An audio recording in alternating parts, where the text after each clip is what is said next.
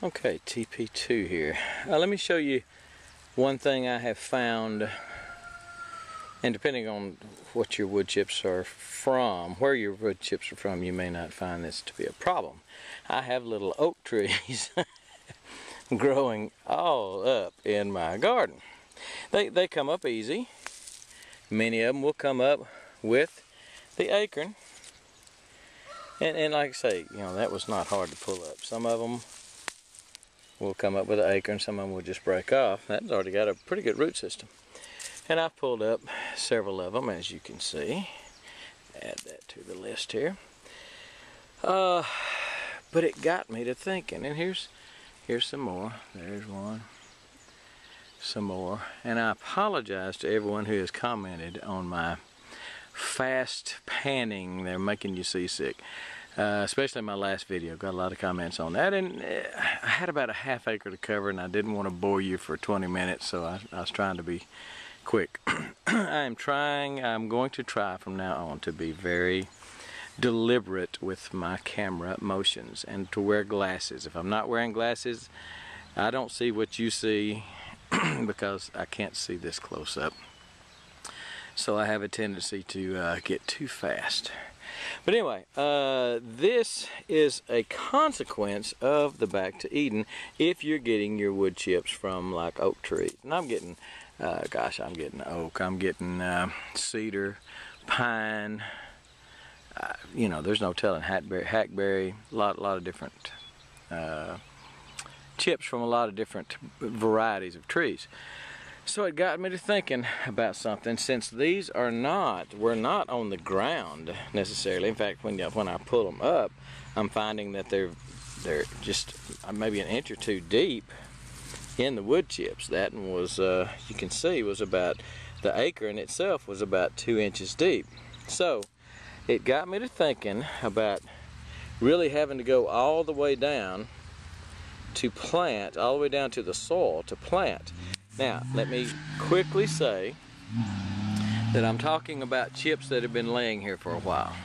These chips, I had one layer that's been, I have the bottom layer of chips, maybe the first 6 inches, have been here for a long time. I say a long time, a year, maybe a year and a half.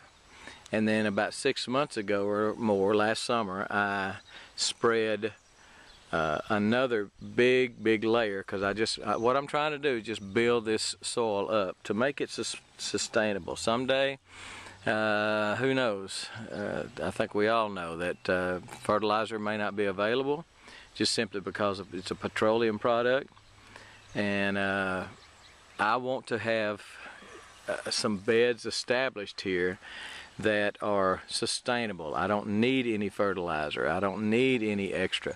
All I need is maybe some mulch to go on top to remulch. And with all the trees that I have, notice how slowly I'm panning. With all the trees I have plenty of opportunity to mulch my garden. Maybe not with wood chips, but with leaves. And that's a whole new story. And I need to do a video on that also, and just let you know some of my experiences with just mulching with leaves. So I'm trying to be sustainable here, and that's why I piled this up. In my last video I showed you how to smooth it down, but I won't do that on this particular patch here until all my watermelons have made. But this got me to thinking about planting in an established Back to Eden garden. And let me just show you while I'm talking to you that about an inch down, okay, this is going to be further than that, but you get down, because like I say, the top layer's only been here for about 6 months, but you get down much below that and you really start getting into the composting that has been taking place for about a year. So it got me to thinking, let me pick up a shovel and show you what I have done, and I'll show you the results in a week or so and see if observing these acorns coming up shallowly planted in the mulch is going to mean that I can also plant shallowly in the mulch and not have to go down to the ground. Let me just stop and get my shovel and show you what I did. Do not know if I'm going to be able to do this with one hand, but I'm going to try. This is a PVC pipe, about an inch, 1 inch PVC. That is what we call a sharpshooter, a long skinny shovel. So what I did randomly over this entire field here, which is all either cantaloupe, such as that one, or watermelon, such as that one. And it's all either cantaloupe or watermelon. And what I did is come back through here, and since it is so heavily mulched, and since I'm experimenting again, I came through here, and I'd already planted it. Most of this I planted, all these were planted from plants that I raised in the greenhouse. But I also came back through, because I lost some of them to frost, and what I'm doing is sinking the shovel down in there a little ways at an angle, tilting it up, and let me do it where I get it where you can see it better, because the sun will be behind me. Let's do this. Alright, sinking it in the chips, exposing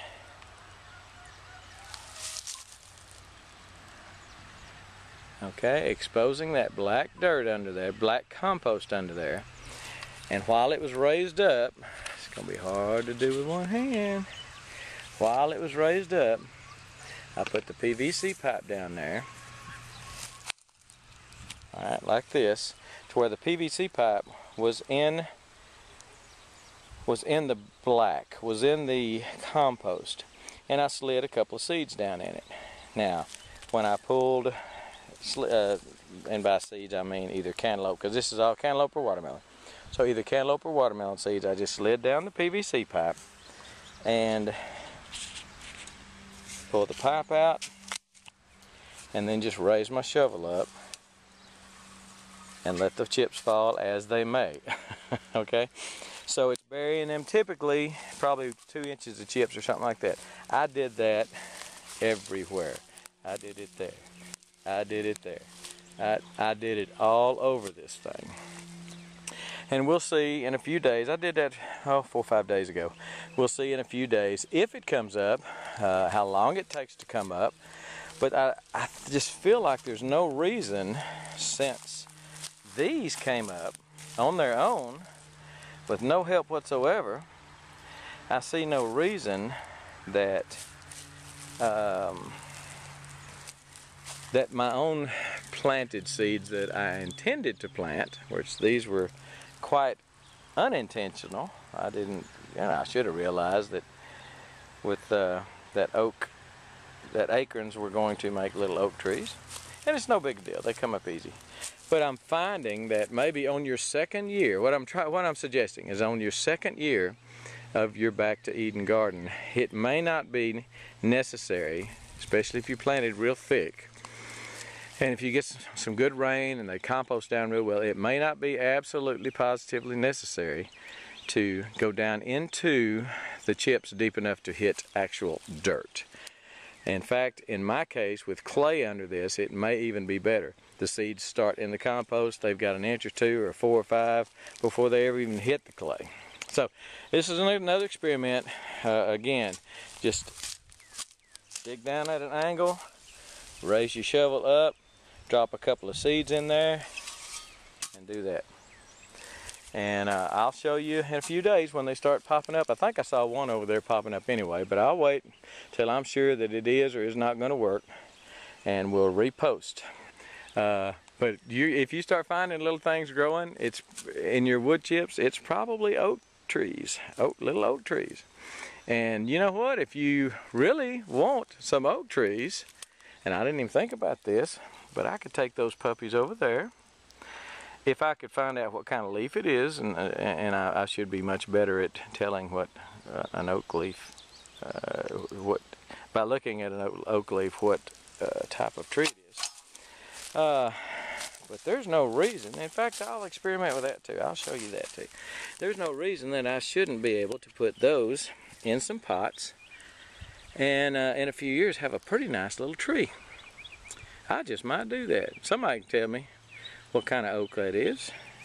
And there's several different ones in here, but I think I'm going to pot up 3 or 4 of these and just see if I can grow some oak trees. That may be a great way to transplant oak trees and maybe someday even sell the little puppies. It's going to take a long time for them to grow because they are slow. Anyway, oak trees in your Back to Eden garden. You're probably going to find some if you're getting oak wood chips, but it's not a problem. And it could be beneficial. And I think we're done. And I'll show you the results when they start popping up. We are gone. Okay, here's a better look at on a white background. Kind of hard to see out there probably with the chips, but you can see where they just sprouted out of that acorn and took off growing. That one's got 6-inch long root off of it. That one got a 6-inch long root off of it. So I've potted up three of them. I'm gonna probably maybe do 1 or 2 more of these and just kind of see how they do. Heck, this might be a new business, an unintended blessing. Last year I spent a lot of time pulling up oak trees out of my garden. I thought, dadgum, I didn't sign up for this. But if you live in an area and you don't have many trees, this may be a way to start some seeds and get them growing if you do want some oaks. Again, these oaks are slow growing. It's going to be a long time before these are big trees. I probably won't be around by then, but 2 or 3 years from now, they might be a sellable tree in a 5-gallon container or something. Those are gallon containers. I just thought let's see it, and that I'm gonna pot a few up and let you know how it goes. They may die immediately, but I think some of them will make it. We'll see how big they get over the years. All right, stay with me. And we go.